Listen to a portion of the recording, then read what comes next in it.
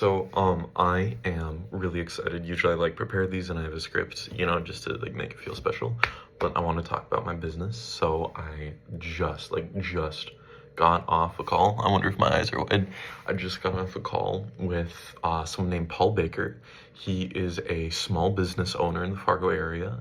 He does a 4G advisory group. So that means businesses take him on for like $5,000 to $10,000 a month as a strategic advisor.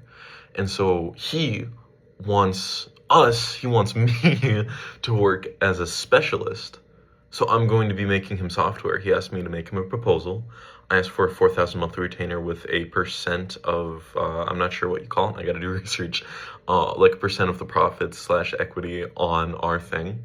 And when we were talking, I was like 4,000 monthly retainer because we work for you. But then he sounded like, oh, that's reasonable for a client. Like we're going to be working for his clients.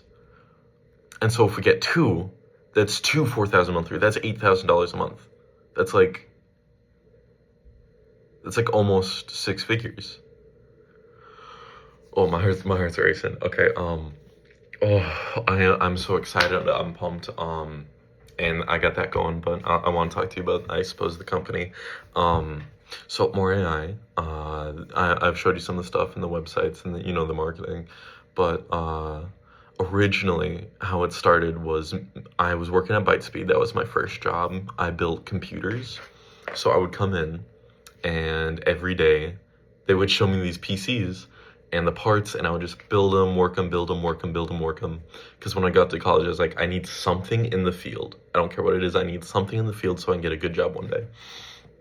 And then I got a job at Bushel, and I got the job at Bushel because okay, so it was a career fair. We all went. Most of the people in my LC were business majors. I was one of the only STEM majors. And the CEO comes down and he's like, okay, yeah, we've been in a deficit, like they've been losing money, but they just got their stuff done and they're gonna start swiveling. So I'm like, I need to hop on while they're swiveling. So I send my application, they reject me. They say, sorry, you're just not in our budget. We're not looking to add people at this time. And so what I do is I talk to Ralph, because he's a worker at Bushel, and he says, draft something up for Jake. He loves like entrepreneurs. He loves people who push themselves. So I write like a 3-page paper on their database and how I think they could organize it and better handle it. And I am heart's pumping out of my chest. Ace drives me to Bushel, and I walk up all the way to the 4th floor. I sit down with Jake, and my heart is like dying at this point. I hand him the paper, my hands are shaking, and we just talk. And I'm like, I want to work here. I'm a dedicated person. I just got into college. I was a freshman. I'm like, I will learn what you need me to learn. I'll do what you need me to do. And he's like, well, AI is really new, and I suppose you're an expert, because anyone who's like working on it technically is an expert because it is so new. So he's like, yeah, fuck it. And so, sorry.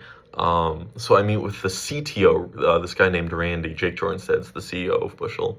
I meet with the CTO, Randy, and he was like, okay, what can you do? I know more of the technical stuff, and now you actually have to like tell me you're not just bullshit, that you're not just making stuff up. And so I'm like, okay.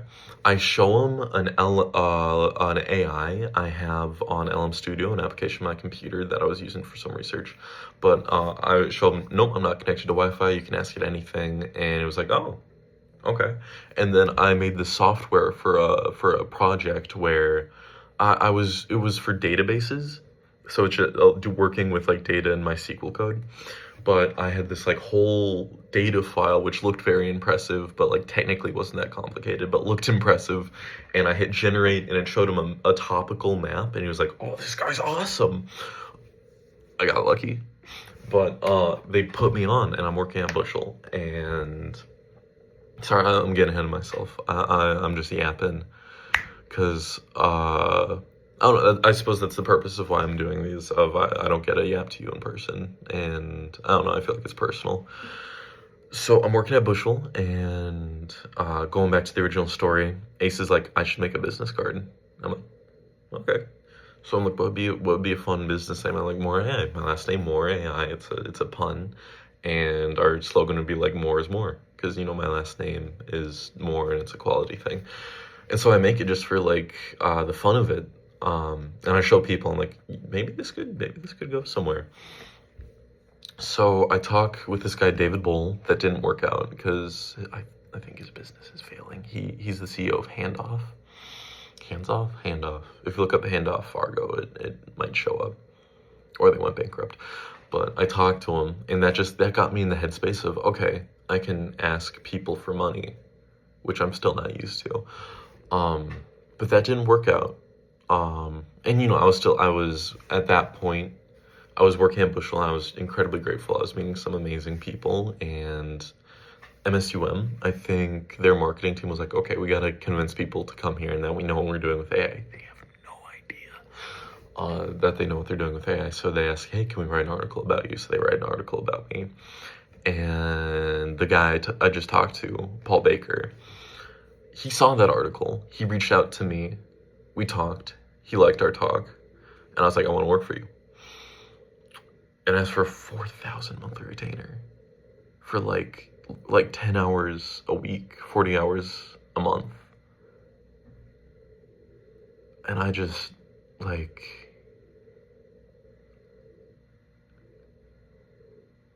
I'm so happy. I'm so happy. But yeah, that's been my professional career. I'm also working as an AI researcher.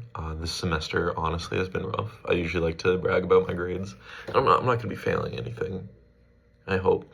But I'm not sure if I'm going to be getting straight A's this semester. And I plan to bring that back up. It's just me and Ace struggled with some relationship stuff. We're working on it. I think I was depressed for a little bit, but phone addiction is so real. Like, I'm not sure if you guys experience that, but I know, like, for sure our generation, it's just normalized.